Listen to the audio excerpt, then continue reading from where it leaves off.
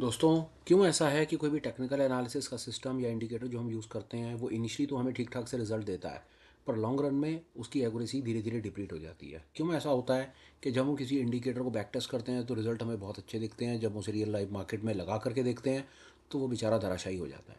समझने की कोशिश करेंगे कि क्यों technical analysis on the face of it तो हमें लगता है कि ये बड़ा प्रॉफिट जनरेटिंग सिस्टम है, हो सकता है, बट इन रियलिटी हम इसको लेकर के कितने भी समय से इसके ऊपर काम कर रहे हो तो सक्सेस हमें छू करके निकल जाती है।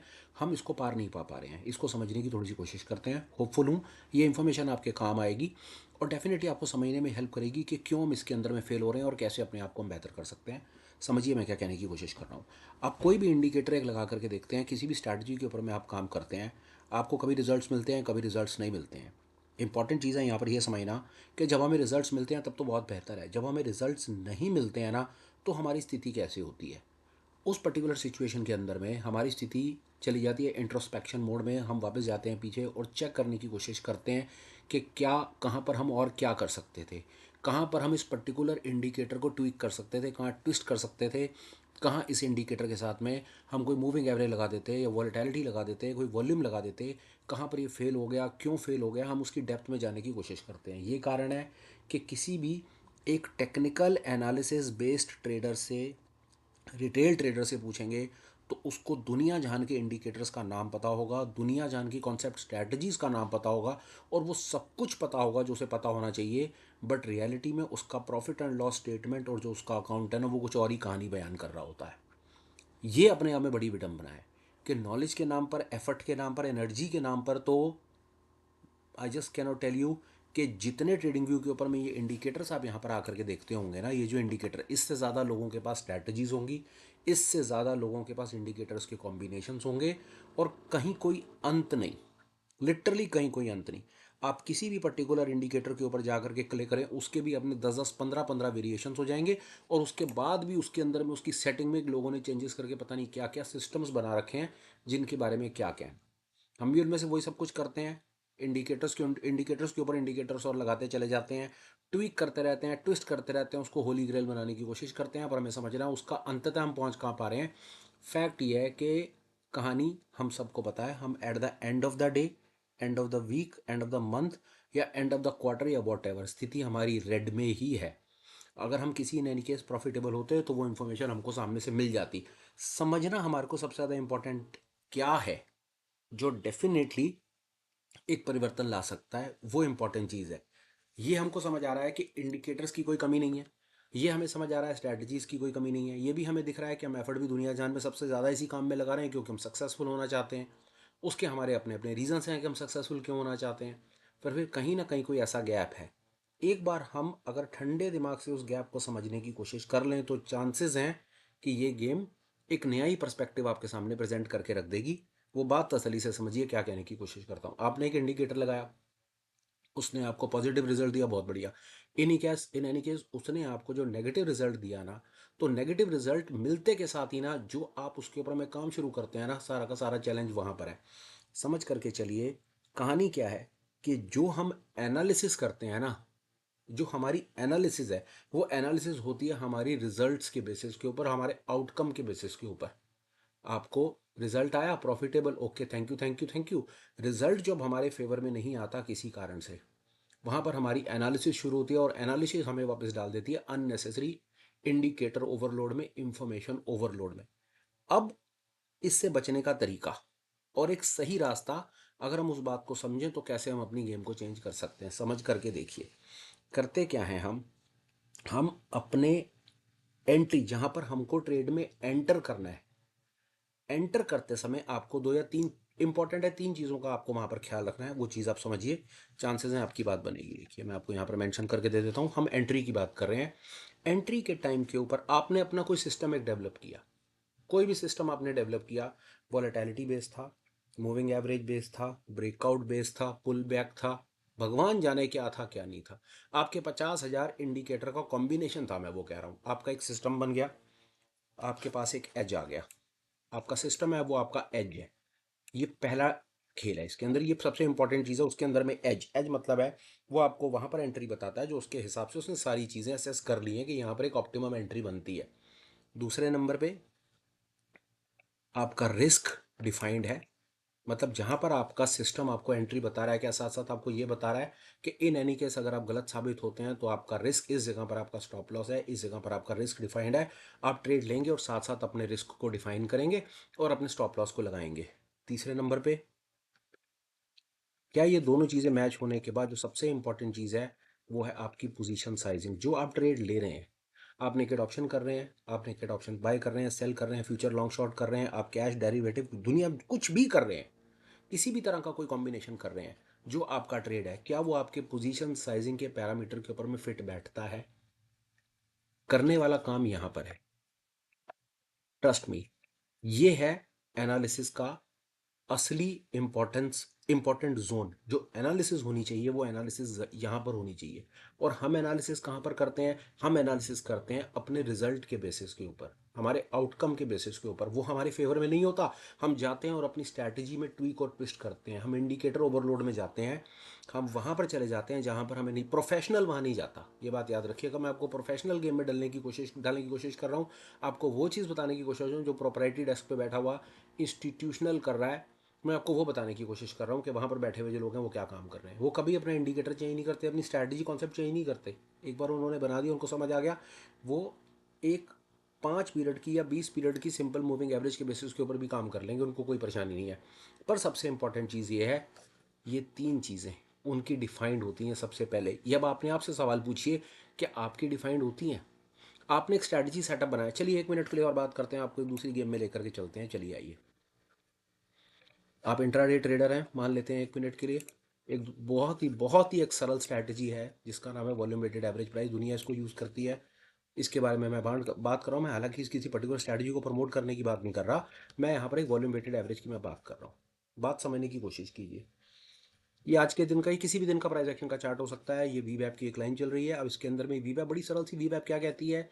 वीवैप कहती है कि जब आपका प्राइस वीवैप के ऊपर क्लोज देता है तो आपको यहाँ पर एक लॉन्ग कर लेना है, उसके नीचे यहाँ पर स्विंग लो के नीचे स्टॉप लॉस लगा लीजिए। जब नीचे आ जाता है तो शॉर्ट कर दीजिए और स्विंग हाई के ऊपर में अपना एसएल लगा लीजिए। ये आपका एक एज हो गया। ये पहली चीज़ है, ये आपका एक एज हुआ। आपने एक डिफाइन कर लिया कि मैं वीवैप पर काम करूंगा और मेरे को दुनिया में कोई चीज़ नहीं चाहिए। ये आपका एक एज है। एज आप, और आपने इसके ऊपर बैक टेस्ट करके भी देख लिया कि वीवैप पर अगर हम डिसिप्लिन से काम करें, हर बार जब प्राइस वीवैप को ऊपर काटे और हम एक लॉन्ग पोजीशन बनाएं ऊपर की तरफ और नीचे कहीं एसएल लगाएं, और जब प्राइस वीवैप को नीचे की तरफ काटे तो हम एक शॉर्ट पोजीशन बनाएं और ऊपर अपना एक एसएल लगाएं। आपने अपनी एक स्ट्रैटेजी डिफाइन कर ली, सरल स्ट्रैटेजी डिफाइन कर ली। इस वीवैप की जगह पर आप 5 पीरियड की moving average, 8 period, 15 period, 20 period, कोई भी स्ट्रैटेजी आप अपने हिसाब से आपने बना ली। ये आपका एज हो गया। ये एज कैसे हुआ? आपने इसको बैक टेस्ट करके देख लिया कि ये ज्यादातर काम करता है, तो मैं इसको फॉलो करूंगा, कभी प्रॉफिट कभी लॉस, पर समहाउ आपने अपनी कॉपी में लिख लिया कि ये मेरा पहले ही मेरा एज है, मैंने इसी के ऊपर काम करना है। आपका एज डिफाइंड हो गया। आपको लगा कि ये एक ऐसा सेटअप है जो एक लॉन्ग टर्म में आपको प्रॉफिटेबल ट्रेडर बना सकता है। आपको किसी और इंडिकेटर की आवश्यकता नहीं, आपको कुछ नहीं चाहिए। आप इंट्राडे ट्रेडर है, वीवैप पर काम करेंगे और बात खत्म हो गई, दैट इज इट। कोई ज्यादा फालतू दिमाग नहीं लगाना आपने। एज। दूसरे नंबर पे जो मैंने कहा, रिस्क डिफाइंड। यहां पर अगर आप एक लॉन्ग पोजीशन बना रहे हैं तो क्या आपका सिस्टम आपको ये बता रहा है कि अगर आप किसी जगह पर लॉन्ग बनाते हैं तो आपका रिस्क कहां पर होना चाहिए? चलो आपने कहा कि ठीक है, मैं यहाँ पर मेरा एसएल होना चाहिए और मैं रिलीजियसली एसएल को भी फॉलो करूंगा, कि बाजार अगर इन एनी केस नीचे आता है तो मैं अपने एसएल को फॉलो करूंगा, या अगर ट्रेंड चेंज हो जाता है तो मैं अपनी पोजीशन खाली कर दूंगा और दूसरी तरफ पोजीशन बना लूंगा। ये भी आपने डिफाइन कर लिया। तीसरी चीज हुई पोजीशन साइजिंग की। पोजीशन साइजिंग ये कि अगर आपका लिया हुआ ट्रेड किसी कारण से वापस आता है और आपका एसएल हिट होता है, तो जो क्या आपका एसएल है, क्या आपका एसएल 1 या 2% आपकी कैपिटल के अंदर में है? कि अगर आप 1 लाख रुपए से काम कर रहे हैं और आपका ट्रेड अगर गलत साबित होती है, आपकी आज की एनालिसिस गलत साबित होती है और आपका लॉस आता है, तो क्या आपका लॉस मैक्सिमम 1 लाख के पीछे 2,000 रुपए का लॉस इस ट्रेड के अंदर में फिक्स है? अगर आपका फिक्स है तो इसका मतलब है आपने तीनों चीजों के ऊपर काम किया है। बिल्कुल ठीक है। आपने एज अपना स्ट्रेटजी से डिफाइन कर लिया, आपका रिस्क डिफाइंड है, आपको पता है कि आपको स्टॉप लॉस कहां लगाना है, आपका सिस्टम इतना स्ट्रांग है जो आपको पोजीशन साइजिंग के बेसिस के ऊपर में ट्रेड लेने देता है। ये आपने तीनों चीजें डिफाइन कर ली। इंपॉर्टेंट क्या होता है उस बात को समझना। देखिए, आपको यहीं से बात समझ आएगी। फर्ज कर लीजिए आज आपने यहाँ पर सुबह इस जगह पर आपने एक लॉन्ग पोजीशन बनाई और यहाँ पर अगर आपने एसएल लगाया, ये आपका एज भी है, यहाँ पर आपका रिस्क भी डिफाइंड है और यहाँ पर आपका पोजीशन साइजिंग भी काम हो रखा है। अब ये ट्रेड ऊपर गया और थोड़ी देर के बाद ही यहाँ पर ये नीचे एसएल आ गया। ये ऊपर गया और ये कैंडल नीचे आती है और यहाँ पर एसएल हिट हो जाता है। लोग क्या करते हैं, एसएल हिट होते के साथ ही ना, यहाँ पर एसएल हिट होगा ना, इस स्ट्रैटेजी को 2 4 5 10 बार आगे पीछे करके देखेंगे, इसको डिस्कार्ड कर देंगे, वीवैप को छोड़ देंगे, बोलिंजर बैंड्स में चले जाएंगे, फिर एमएससीडी चले जाएंगे, फिर आरएसआई चले जाएंगे, फिर फ्रैक्टल चले जाएंगे, फिर इचिमोकू क्लाउड, और फिर 50,000 स्ट्रैटेजी है यहाँ पर धक्के खाते रहेंगे, 5 7 साल बर्बाद करेंगे, फिर काम छोड़ के चले जाएंगे कि काम बेकार है। प्रोफेशनल क्या करेगा, प्लीज अंडरस्टैंड। और वही डिस्टिंक्शन है और वही आपको आज एक नई दुनिया में डाल देगी। जब उसका स्टॉप लॉस यहां पर हिट होगा ना, तो वो अपने आउटकम को एनालाइज नहीं करेगा, कभी भी यहां पर अपने आउटकम को एनालाइज नहीं करेगा। वो किसको एनालाइज करेगा मालूम, वो अपनी एंट्री को एनालाइज करेगा। और अपनी एंट्री पर जाकर के ये वो अभी करेगा, 4 घंटे बाद करेगा, 2 दिन बाद करेगा, 1 हफ्ते के बाद करेगा, वो बेटर नहीं करता। वो ये जानने की कोशिश करेगा कि सर क्या जो मैंने एंट्री ली थी, क्या मेरी एंट्री रूल बेस एक सर्टिफाइड एंट्री थी, क्या जो मैंने एंटर की थी अपनी पोजीशन, क्या जो मेरे 3 इंपॉर्टेंट डायमेंशन है, क्या मैंने उनके बेसिस के ऊपर की थी। वो अपने आप से पूछेगा, वो देखेगा क्या मैंने एंट्री करी, क्या वो मेरी एज जो मैंने एक अपना सेटअप बनाया, मैंने सेटअप के हिसाब से करी, ओके।